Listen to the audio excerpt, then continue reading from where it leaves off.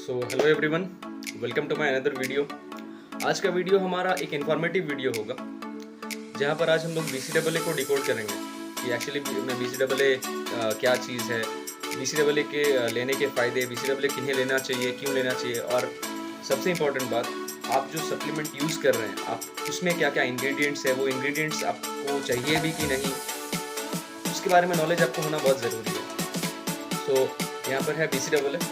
मैं कोई ब्रांड को प्रमोट नहीं कर रहा हूँ, बट मैं इस कंपनी का यूज़ कर रहा हूँ, तो आप अपने हिसाब से यूज़ कर सकते हैं अगर ज़रूरत पड़े तो। ठीक है, तो अब जान लेते हैं कि BCAA एक्चुअली में होता क्या है। तो BCAA का फुल फॉर्म है ब्रांच चेन अमीनो एसिड। ये एक्चुअली में वर्कआउट के दौरान एथलीट्स यूज़ करते हैं ताकि मसल ब्रेकडाउन को प्रिवेंट किया जा सके, फटीग को दूर किया जा सके। ठीक है, तो इसे कौन यूज़ कर सकते हैं? अगर आप बिगिनर हैं जिम में तो आपको इसे यूज़ करने की कोई ज़रूरत नहीं, बट अगर आप इंटरमीडिएट लेवल पे हैं या लिफ्टिंग वगैरह प्रोफेशनल तौर पे लिफ्टिंग करते हैं, बहुत हेवी वेट्स जाते हैं, एनर्जी बहुत ज़्यादा बर्न करते हैं कैलोरीज जिम में, और आप एक एथलीट लेवल पर पहुंच चुके हैं, तो आप यूज़ कर सकते हैं वो। ठीक है, BCAA। अब जान लेते हैं कि इसके इंग्रेडिएंट्स के बारे में, इसके इंग्रेडिएंट्स में क्या क्या हैं। तो अब ये इंग्रेडिएंट्स किस तरीके से आप के लिए बेनिफिशियल हो सकते हैं, या इधर आपके लिए बेनिफिशियल है भी कि नहीं, ये जानना आपके लिए बहुत ज़रूरी है।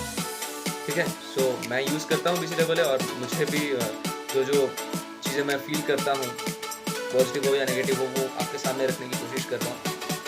ठीक है, यहाँ पर सबसे पहले लिखा हुआ है कि कैलोरीज पर सर्विंग इज़ 0, मतलब इसके एक सर्विंग में लगभग 5 ग्राम, एक स्कूप का साइज़ है 5 ग्राम। इसके एक सर्विंग में हमें 0 कैलोरीज मिलेंगी, मतलब कैलोरीज है ही नहीं इसमें, ना कार्बोहाइड्रेट्स है ना शुगर्स है।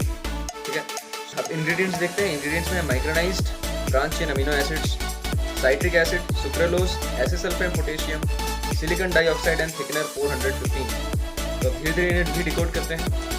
अच्छा, साइट्रिक एसिड, जैसे कि आप लोग जानते हैं, साइट्रिक एसिड नेचुरली एक ऑर्गेनिक एसिड है जो साइट्रस फ्रूट्स से हमें मिलता है। ठीक है, अब एक पॉइंट है कि बहुत जन कंफ्यूज हो जाते हैं कि साइट्रिक एसिड में विटामिन सी होता है, तो ऐसा नहीं है। विटामिन सी एक कम्प्लीटली अलग टाइप का एसिड है, एक अलग ही चीज़ है विटामिन सी एस्कॉर्बिक एसिड है, वो अलग ही टोटल डिफरेंट चीज़ है वो। ठीक है, और साइट्रिक एसिड एक नेचुरली ऑकरिंग ऑर्गेनिक एसिड है जो हमें साइट्रस फ्रूट से मिलते हैं। ठीक है, इसके बारे में तो आप जानते ही हैं। अच्छा, अब सुक्रालोज क्या है? सुक्रालोज एक शुगर का डेरिवेटिव है, क्या बोले, मतलब जैसे शुगर का सब्स्टिट्यूट, शुगर का सब्स्टिट्यूट है सुक्रालोज। सुक्रालोज जनरली हमारा बॉडी सुक्रालोज को ब्रेक नहीं कर पाता, मतलब मेटाबोलाइज नहीं कर पाता है, जिसकी वजह से अगर आप कोई चीज़ को ब्रेक ही नहीं कर पा रहे हैं तो उससे एनर्जी भी नहीं ले पाएंगे आप किसी चीज़ को आपका बॉडी ब्रेक करेगा, उसे प्रोसेस करेगा, तब जाके उससे जो कैलोरीफिक वैल्यू, जो एनर्जी मिलेगा कैलोरी में, तब हम उसे यूज़ कर सकते हैं। बट इससे हमारा बॉडी मेटाबोलाइज नहीं कर पाता है, ये शुगर सब्स्टिट्यूट है जिससे बॉडी मेटाबोलाइज ही नहीं कर पाता है, तो इससे एनर्जी भी नहीं मिलती है।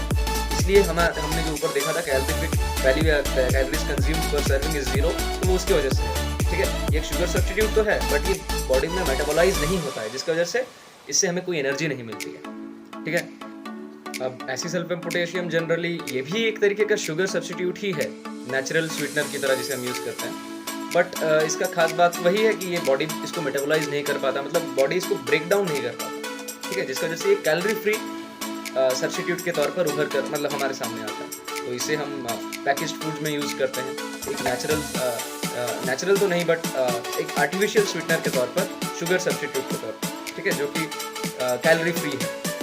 ठीक है, अब नेक्स्ट है हमारा यहाँ पे सिलिकॉन डाइऑक्साइड। सिलिकॉन डाइऑक्साइड क्या है?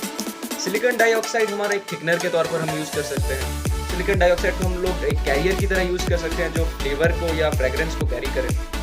ठीक है, तो फ्लेवर और जो हमारे पाउडर्ड फूड्स होते हैं, ठीक है, ये भी एक पाउडर फॉर्म में ही है। तो पाउडर्ड फूड्स में क्या होता है कि फ्रेगरेंस और फ्लेवर को कैरी करने के लिए एक थिकनर का ज़रूरत पड़ता है।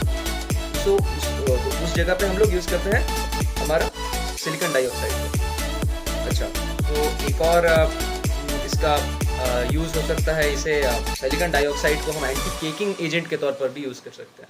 ठीक है, अब है हमारा नेक्स्ट इंग्रेडिएंट है थिकनर 415।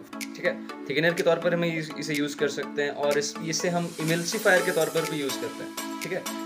अब इसका एक और यूज़ हो सकता है मेरे हिसाब से कि ये मॉइस्चर को बहुत अच्छे तरीके से बाइंड कर सकता है, ठीक है। इसका नाम है कि ये जो 415 है यहाँ पर थिकनर 415 INS 415, तो इसका जो केमिकल नेम है ये ज़ैंथन गम, ये एक तरीके का पॉलीसैकेराइड होता है। पॉलीसैकेराइड मतलब जब कार्बोहाइड्रेट के मोनोमर्स आपस में बहुत सारे जुड़ जाते हैं तो उसे हम पॉलीसैकेराइड बोलते हैं, जैसे कि स्टार्च हो गया, ग्लाइकोजन हो गया। तो उसी तरीके से ये एक पॉलीसैकेराइड है, ज़ैंथन गम जिसे बोलते हैं।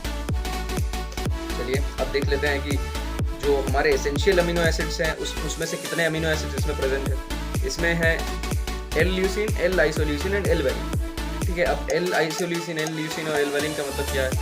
हम जानते हैं कि जो L अमीनो एसिड्स होते हैं वही प्रोटीन को होल्ड करते हैं, ठीक है। जो L अमीनो एसिड्स होते हैं उसी से ही प्रोटीन बनते हैं। बिल्डिंग ब्लॉक्स प्रोटीन के हैं L अमीनो एसिड, मतलब जिसमें जो हमारा नाइट्रोजन ग्रुप होता है NH2 अमीन ग्रुप होता है वो लेफ्ट हैंड साइड में अगर हो तो उसे L अमीनो एसिड बोलते हैं, और अगर राइट हैंड साइड में हो तो उसे D अमीनो एसिड बोलते हैं, ठीक है। तो L अमीनो एसिड ही सिर्फ प्रोटीन बना सकते हैं, D अमीनो एसिड्स नहीं बना सकते हैं, तो इसलिए यहाँ पर LLL लिखा हुआ है, L-ल्यूसीन, L-आइसोल्यूसीन एंड L-वैलिन। अच्छा, तो जनरली 9 एसेंशियल अमीनो एसिड्स होते हैं, उसमें से सिर्फ ये 3 ही मौजूद हैं यहाँ पे। तो नो डाउट आशा करता हूँ कि मैं BCAA के बारे में आपको अच्छे से बता पाया हूँ। अगर आपको वीडियो अच्छी लगी हो तो प्लीज़ लाइक करें, शेयर करें और please subscribe to my channel. Thank you.